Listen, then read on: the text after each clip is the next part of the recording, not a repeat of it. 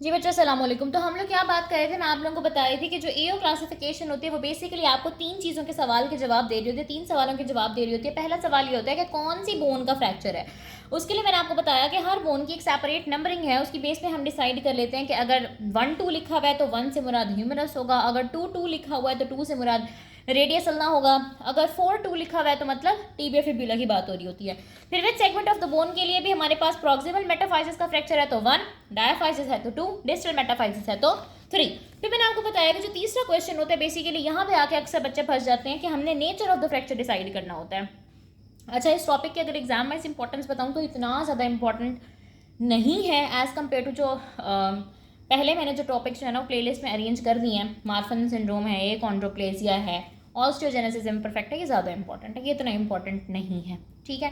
So nature of the fracture के लिए आप डिवाइड करते हैं फ्रैक्चर को ए, बी और सी में। अब ए, बी और सी का के दो मायने हो सकते हैं। ठीक है। अब वो डिपेंड करता है कि जो फ्रैक्चर है वो शाफ्ट का फ्रैक्चर है यानी डायाफिजियल फ्रैक्चर है या मेटाफिजियल फ्रैक्चर है। डायाफिजियल फ्रैक्चर के लिए एबीसी का मतलब और है। मेटाफिजियल फ्रैक्चर के लिए यानी कि मेटाफाइसिस जो एंड ऑफ द बोन थी वहां का फ्रैक्चर है तो उसके लिए एबीसी का मतलब और है। तो पहले हम देखते हैं डायाफिजियल या शाफ्ट के फ्रैक्चर को। शाफ्ट आप लोगों को याद है ना कि ये आपके पास शाफ्ट होती है, ऊपर आपके पास प्रॉक्सिमल मेटाफाइसिस, नीचे आपके पास डिस्टल मेटाफाइसिस। सो प्रॉक्सिमल और डिस्टल मेटाफाइसिस के लिए हम एबीसी का अलग मतलब देखेंगे। अभी फिलहाल हम देखते हैं कि डायाफिजियल फ्रैक्चर में एबीसी का क्या मतलब होता है। अगर आपके पास लिखा हुआ है 12A, लेट सपोज 12A मेरे पास लिखा हुआ है, ये मेरा एओ कोड है, तो 1 से मैंने मुराद लिया ह्यूमरस, 2 से मैंने क्या मुराद लेंगे, 2 से मैं मुराद लूंगी डायाफिजिस या शाफ्ट का फ्रैक्चर। ठीक है। और अगर 12 के आगे ए लिखा हुआ है, अब डायाफिजिस की बात हो रही है, डायाफिजिस का फ्रैक्चर, तो मैं ये वाली एबीसी देखूंगी। ठीक है। मैं मेटाफाइसिस वाली एबीसी नहीं देखूंगी, मैं डायाफिजियल फ्रैक्चर वाली एबीसी देखूंगी। क्यों? क्योंकि यहाँ पे 2 लिखा हुआ था, 2 ने मुझे बताया कि तुमने डायाफिजियल फ्रैक्चर की टाइप देखनी है। Type A simple fracture, type B wedge fracture, type C complex segmental fracture. A का मतलब है सिंपल फ्रैक्चर। सिंपल फ्रैक्चर हम किसको बोलते हैं? नाम से पता चल रहा है सिंपल, कि जो बोन है वो सिर्फ 2 फ्रेगमेंट्स में डिवाइड हो गई है। बोन की कंटिन्यूटी इस तरह से डिस्टर्ब हुई है कि उसका हॉरिजॉन्टल फ्रैक्चर हो गया है, लीनियर फ्रैक्चर हो गया है, ऑब्लिक फ्रैक्चर हो गया है, कोई भी ऐसा फ्रैक्चर हुआ है कि बस बोन के ना 2 टुकड़े हो गए हैं, एक टुकड़ा ऊपर एक टुकड़ा नीचे, तो ये सिंपल फ्रैक्चर है। Only 2 fragments are there. Wedge fracture उसको बोलते हैं जिसमें आपको एक वेज मिलता है। वेज आप किसको बोलते हैं कि एक आपके पास इस तरह से जो है ना वो बोन डिवाइड हुई है कि एक ऊपर का सेगमेंट है, एक नीचे का सेगमेंट है और दरमियान में एक छोटा सा और टुकड़ा बना जिसको वेज कहते हैं। और जो वेज होता है इन दो में से किसी एक टुकड़े के साथ इन कांटेक्ट रहता है। ठीक है। ये एक मेन फ्रेगमेंट होगा, जब बोन ब्रेक हुई, बोन का फ्रैक्चर हुआ, this is one main fragment, this is another main fragment, and here we have an other segment which is called wedge, and wedge is in contact with one of the main fragment. ठीक है। तो veg fracture के अंदर basically आपको 3 टुकड़े मिलते हैं, एक मेन फ्रेगमेंट, दूसरा मेन फ्रेगमेंट और तीसरा वेज। वेज जो होता है वो इन कॉन्टैक्ट होता है with one main fragment. So we have main fragment plus wedge plus main fragment. Type C में होता है आपके पास complex segmental, many fragments are there. Bone इस तरह से टूटती है कि 2 से ज्यादा पीसेस बनते हैं। ठीक है। अब यहाँ पे भी 3 पीसेस है, यहाँ पे भी 3 पीसेस ही देखने को तो 4 भी हो सकते हैं, 5 भी हो सकते हैं, कि कितने भी हो सकते हैं। यहाँ पे एक टुकड़ा ऊपर हो गया, जो ग्रीन से मैंने डिवीजन की हुई, एक टुकड़ा ऊपर, एक टुकड़ा दरमियान में, एक टुकड़ा नीचे। ठीक है। ये भी 3 सेगमेंट है, ये भी 3 सेगमेंट है। फर्क क्या है? फर्क यह है बच्चों कि यहाँ पे जो वेज बनता है वो इन कॉन्टैक्ट होता है with at least one of the main fragment. यहाँ पे जितने भी पीसेस बनेंगे सब अलग अलग जा रहे होंगे, किसी का आपस में किसी और के साथ कोई ताल्लुक नहीं होगा। ठीक है। सो डायाफिजियल फ्रैक्चर के अंदर ए बी सी का मतलब क्या है? ए का मतलब है simple fracture, only 2 fragments. B का मतलब है wedge fracture, 2 main pieces with 1 wedge in between. C का मतलब है complex segmental, many segments and there is no contact between these 2 और these 3 fragments। ठीक है। सो इसके लिए जो आपने निमोनिक याद करना है वो क्या रहेगा कि ए का मतलब होगा अलोन 2 फ्रेगमेंट्स, सिर्फ 2 टुकड़े जो अकेले हैं। बी मतलब बिटवीन इज अ वेज, दरमियान में क्या है? एक वेज है। और सी का क्या मतलब होगा कि कम्प्लेक्स या क्रश्ड है। ठीक है। सी से क्रश, बी से बिटवीन, ए से अलोन 2 फ्रेगमेंट्स। ये हमारे पास डायाफिजियल फ्रैक्चर्स की एबीसी हो गई। एबीसी का क्या मतलब है? अब हम बात करते हैं मेटाफिजियल फ्रैक्चर्स की एबीसी, यानी कि जो आपके पास एंड्स होते हैं उसमें एबीसी का क्या मतलब होता है बच्चों? ए का मतलब है एक्स्ट्रा आर्टिकुलर फ्रैक्चर, बी का मतलब है पार्शियल आर्टिकुलर फ्रैक्चर, सी का मतलब है कंप्लीट आर्टिकुलर फ्रैक्चर। मैंने आपको बताया था ये आपके पास डायाफिजिस होती है, ऊपर और नीचे वाले एंड्स आपके पास क्या होते हैं? मेटाफाइसिस, और बिल्कुल एंड पे आपके पास होता है एपीफाइसिस, जो कि जॉइंट फॉर्मेशन के अंदर, जाहिर है बोन ऐसे अकेली तो नहीं पड़ेगी ना, चाहे ह्यूमरस है, रेडियस है, हम सबने जॉइंट्स बनाए हुए हैं, लॉन्ग बोन्स में हमेशा जॉइंट्स बनते हैं। सो जो मेटाफाइसिस होती है वो ये वाला हिस्सा होता है, ठीक है।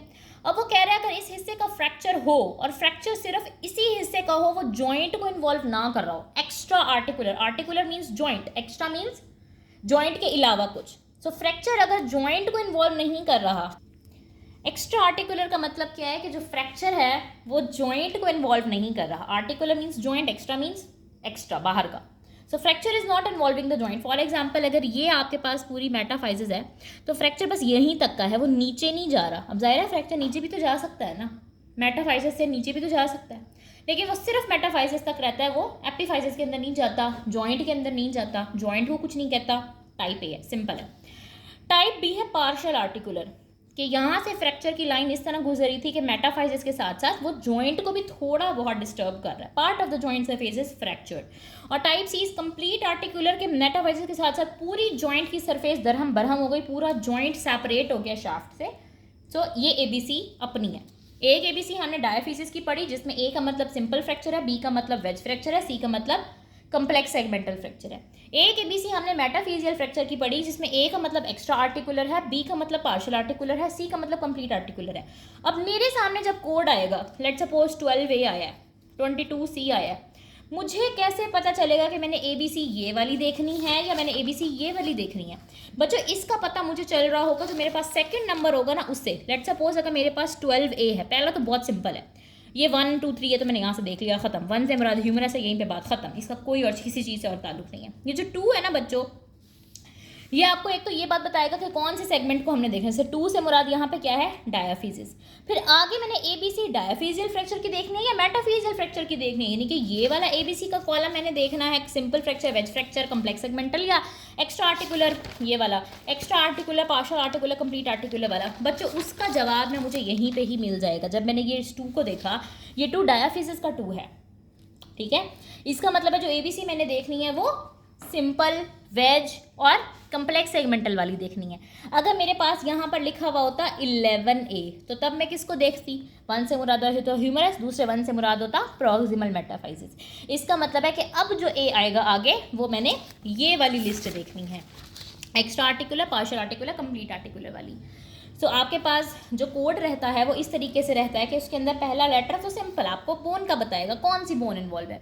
जो दूसरा लेटर होगा वो आपको विच सेगमेंट ऑफ द बोन का जवाब भी देगा, और आपने एबीसी आगे कौन सी वाली देखनी है, ये वाले कॉलम देखने हैं या पिछले वाले कॉलम देखने हैं, उसका जवाब भी यही दे रहा होगा। ठीक हो गया। अब यहाँ से मैं आप लोगों को थोड़े से MCQs करा देती हूँ, ठीक है। 32A अगर आपके पास कोड लिखा हुआ है तो इसका क्या मतलब है बच्चों, 3 का क्या मतलब होगा। 3 सबसे पहले हमें क्या बता रहा होता है, पहले लेटर हमें बता रहा होता है कि कौन सी बोन है। सो 3 से मुराद कौन सी बोन होगी, पहली बोन होती है ह्यूमरस, दूसरी होती है रेडियस अल्ना, तीसरी होती है फीमर। तो इसका मतलब है 3 को मैंने डी कोड कर लिया कि 3 से मुराद है फीमर। अब फीमर का फ्रैक्चर है, फीमर के किस पार्ट का फ्रैक्चर है मुझे ये 2 बताएगा। 2 से क्या मुराद होता है बच्चों, 2 हम कहते हैं डायाफिजिस को, 1 कहते हैं हम प्रॉक्सिमल मेटाफिजिस, 2 कहते हैं डायाफिजिस, 3 कहते हैं हम डिस्टल मेटाफाइसिस। सो 2 से मुराद हुआ कि ये फीमर के डायाफिजिस या फीमर के शाफ्ट का फ्रैक्चर है, ठीक है। अब ए में मैंने वो पहली वाला एबीसी वाला कॉलम देखना है या दूसरा वाला, तो ये मुझे शाफ्ट से पता चल गया, इसका मतलब मैंने पहले वाला कॉलम देखना है। और ए से क्या मुराद होता है, सिंपल फ्रैक्चर, इसका मतलब है फीमर की शाफ्ट का सिंपल फ्रैक्चर है, ठीक है। इसी तरह 12B से मुझे क्या पता चलता है बच्चों, 1 से मुराद हो गया ह्यूमरस, 2 से मुराद हो गया अगेन डायाफिजिस, और बी से मुराद हुआ वेज का फ्रैक्चर, ठीक है। तो ये आपने वीडियो को रोक के ना खुद से भी प्रैक्टिस करनी है। 43C का क्या मतलब होगा, 4 से मुराद होगा टिबिया फिब्यूला, 3 से क्या मुराद होगा डिस्टल मेटाफिजिस, और सी से क्या मुराद होगा डिस्टल मेटाफिजिस। इसका मतलब है सी में कंप्लीट आर्टिकुलर लिखूंगी क्योंकि मुझे इस 3 ने बताया कि मुझे डिस्टल मेटाफिजिस को देखना है, ठीक हो गया। फिर वो आपसे पूछते हैं कि patient has a simple fracture of shaft of the radius, तो उसका कोड क्या रहेगा, एओ कोड क्या रहेगा। तो उसने आपको बताया है कि रेडियस का फ्रैक्चर है। रेडियस का नंबर आप कैसे लगाते हो, ह्यूमरस का 1, रेडियस अल्ना 2, मैं यहाँ 2 लिख दूंगी। फिर वो बोल रहा है shaft of the radius, shaft के लिए मैं कौन सा नंबर लिखती हूँ, मैं 2 लिखती हूँ, ठीक है। फिर वो कह रहा है सिंपल फ्रैक्चर है, तो सिंपल फ्रैक्चर तो ए होता है, तो 22A आ जाएगा मेरे पास नंबर, ठीक है बच्चों। यहाँ तक हम लोगों ने पढ़ लिया, यहाँ तक आप लोगों की एओ क्लासिफिकेशन सारी कंप्लीट हो गई। वीडियो समझ नहीं आएगी तो आप रिवाइंड करके देख लो। मैं दोबारा आप लोगों से कहूँगी कि जो चीज़ सेशन में जिस तरह मैं पढ़ाती हूँ ना वो मैं लाइव नहीं पढ़ाती। जो बच्चे सेशन लेते हैं वो इस बात से एग्री करेंगे कि सेशन में जो होती है मैं बार बार बच्चों से रीअश्योर कर रही होती हूँ कि आपको समझ आ रही है, नहीं आती तो मैं दोबारा रिपीट करती हूँ। यहाँ पे क्या होता है कि ऐसा आप लोगों के साथ कम्युनिकेट नहीं हो सकता। सो अगर आप लोगों ने बाकी सेशन मिस कर दिया तो 25 अगस्त से मेरा सेशन स्टार्ट हो रहा है, जिसमें ब्लॉक 8 मेजर्स का मैं एक सेशन लूँगी। उसमें आपकी वायरोलॉजी, आपका न्यूप्लेजिया, फार्माकोलॉजी, एमएस की पैथोलॉजी, फोरेंसिक, जितनी भी चीज़ें रह गई हैं सारी हम एक दफ़ा गो थ्रू कर लेंगे। ठीक हो गया। और इसी तरह के और सेशन के लिए अगर आपको डिटेल्स चाहिए तो आप मेरे नंबर पे व्हाट्सएप कर दो, मैं आपको अपने ग्रुप में ऐड कर दूँगी। 0333164155, दैट्स माई कॉन्टैक्ट नंबर। ठीक है। नेक्स्ट वाला में बच्चों वो आपसे पूछता है describe the principles of fracture healing, कि फ्रैक्चर हो गया, अब फ्रैक्चर हील किस तरह से होगा। ठीक है, तो ये हम चीज़ डिस्कस करते हैं नेक्स्ट वीडियो के अंदर।